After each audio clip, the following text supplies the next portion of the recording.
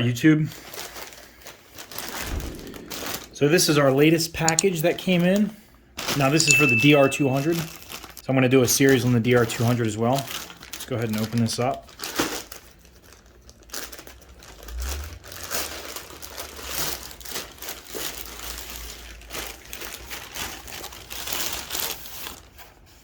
So this right here is going to be the new headlight. It's an LED headlight for the DR200. I actually found this headlight based off of a Facebook group that I am involved with. And we'll see how this looks, man. I mean, the video that the guy uploaded was just a short little snippet of what it looked like. It's pretty darn bright. So you get your little 3-pin connector right here. That's if you need to. I don't think you need to use this. This is only if you have to hardwire it in. I don't think we're going to need this, but they provide this. And then here is the light.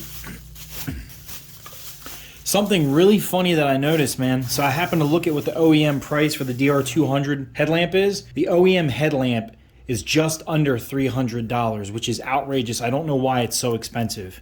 Whole headlamp assembly for my CRF is only like $66, $67.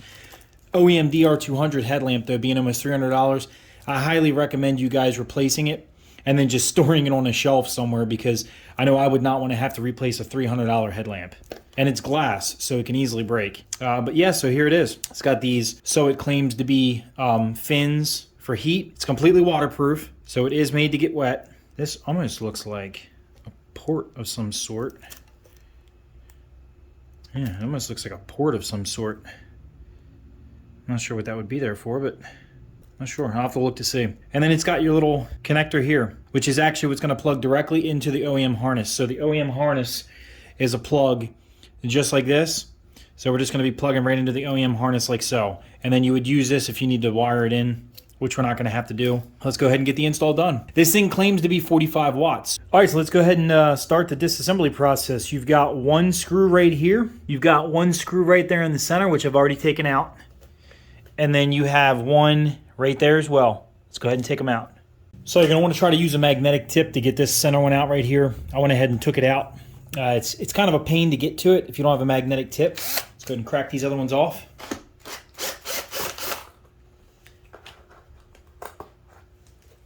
That's one. That's two. And then the third one that I already had out. This thing right here will just slide straight off. And that's all we got to deal with. It's actually a really, really simple, really easy design. So you got 1, 2, 3 right here. And they got these little metal bushings. Don't want to lose those. Want to definitely make sure you keep them. Now we have access to the headlight. And once we gain access to the headlight, everything I'm using right now, I'm using power tools to take these out. I'm using everything on super low torque though, so it won't hurt anything. You have, with those out, you've got these 2 bolts right here, okay? And you've got 2 more right here. And we are using 10 millimeter. 1, 2, 3, and the last one. That's what they look like. Little washer on them. Good to go. Now I'm thinking I might have to fabricate something. The headlight should slide right out. And there she is. Here is our 3-prong connector. Should just pop right off. Sometimes they're a little stiff, which is always a good thing. And here's the OEM housing, headlamp housing. So yes, you can change your headlight on this, obviously. You could get an LED Cyclops and something like that, which is what I put in my CRF.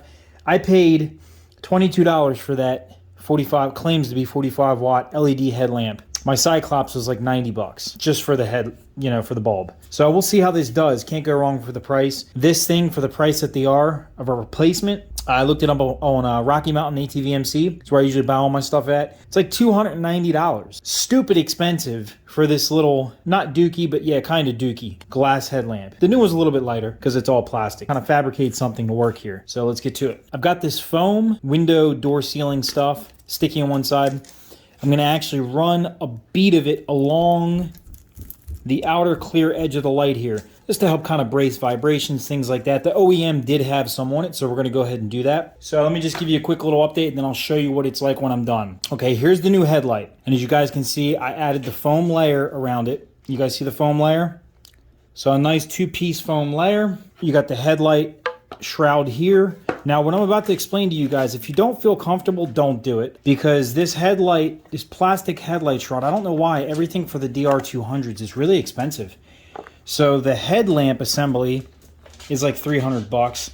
Well, guess how much this headlight shroud plastic is? I don't want to lose that.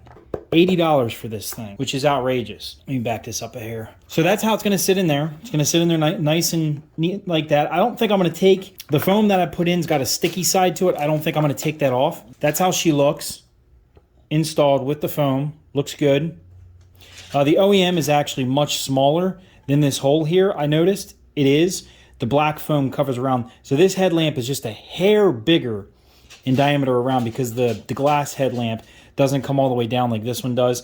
It actually stops somewhere in here where my finger is. But that's what it looks like with the foam. Highly recommend putting foam around it if you guys can. And the next thing that I actually did, though, don't do if you don't feel comfortable doing. See them little holes? There's one right here. There's one right here. Okay? There's one right here. And there's one on this side. And what I was saying earlier when I said some people may say, oh man, don't do that, that might not work, or some people may say, I wouldn't feel comfortable doing that. If you don't feel comfortable doing this, don't. What I'm going to say though is that this headlamp weighs nothing. I'm not hitting 40-foot, tabletops or anything like that, so I don't have the fear of this headlight going anywhere. So I've got the foam that's going to hold it in place. This headlight's going to sit in there. And I'm actually going to put some zip ties through it. Let me go ahead and do that, and I'll get back to you guys. I'm going to show you exactly what it looks like when I put them together. It's funny because something I actually didn't do, guys, is I didn't actually go ahead and test the light and make sure she's working fine. Let's go ahead and do that now. So all you're going to do is it's a direct connection to your OEM harness here. It only goes on one way. Slides right in place. All right, so she's in place. Let's go ahead and turn it on and make sure she works. All right, so that right there would be low beam. And that right there would be high beam. Looks pretty darn bright. It's pretty darn bright to me, so that's good. We know that she's working. Let's go ahead and finish the assembly. Just want to show you guys one other thing too. So since you know that I put the foam in there, again, that's what it looks like from the front. I just want to show you how secure it is with the foam. That's me wiggling it up and down, side to side. It's not really moving at all. It's pretty good. Definitely put the foam if you can, because if not, there's going to be like a 1/4 inch to like almost a 1/2 inch gap all the way around. And this right here is the foam again. I got this at my local Lowe's. I've had a bunch of it lying around when I was sealing windows and things like that. Definitely pick some of this stuff up. It's dirt cheap. I think it was less than $5 for a roll of this. Just window and door seal. All right, so now look, check it, guys. This is the final finished product. That's what it looks like from the front. You can see my foam seal all the way around. And this is what it looks like from the back. So I just put 2 little zip tie loops, one on all 4 holes, and then I used another zip tie and boom, just tighten them together. Don't want to make them too tight. Just make them tight to where, the light's not going to come out or anything like that. And that's really all you need to do. I don't see that being a problem. This weighs nothing. I mean, this whole assembly right now with the plastic probably weighs less than 2 pounds. So it doesn't weigh anything. I don't see there being any problems. We'll see how it goes, but I don't see there being any problems. And it's simple enough to take it out. If anything does occur, you could take this whole headlight and shroud off in 2 minutes. Takes no time at all. Let's go ahead and put it back on the bike. One thing I want to mention real quick, I don't think we're going to need to use the existing headlight bracket. I think that I can just go ahead and reassemble this back to the OEM light, leave that thing stashed somewhere. We're going to go ahead and try to put this shroud back together without that on there. And something I should note too, if any of you guys are aware that may be highly skeptical about zip tying it together like this, a lot of aftermarket headlights that you would put on, say like a dirt bike, don't actually bolt in place. You would actually mount them with some type of like rubber, almost like a bungee cord to mount it to the bike. So this is way more secure than that. I don't see it having any problems with this again. If they do it for aftermarket lights for a lot of dirt bikes, it's not going to have a problem with this. I don't ever believe in tightening everything fully down until you get all your screws in. And then I'll just torque these all down by hand.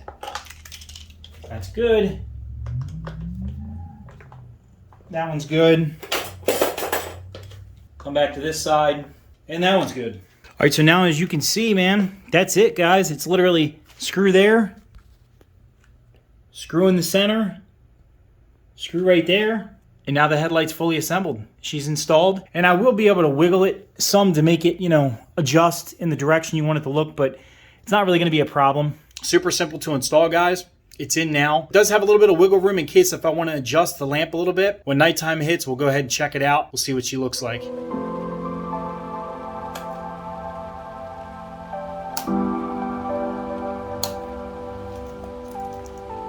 So while we're waiting for it to be dark outside, guys, let's try a dark room test. As you can see, the camera's pretty darn dark right now.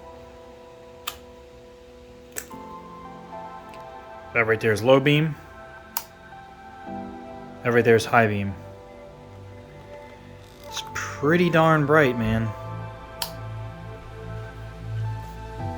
Looking forward to seeing it at nighttime. Outside. We'll do that next. Alright, so this is about as dark as I can get it outside right now, with a little bit of the street light up there. Let's go ahead and see how bright she is. That's pretty damn bright. That's low beam. That's high beam.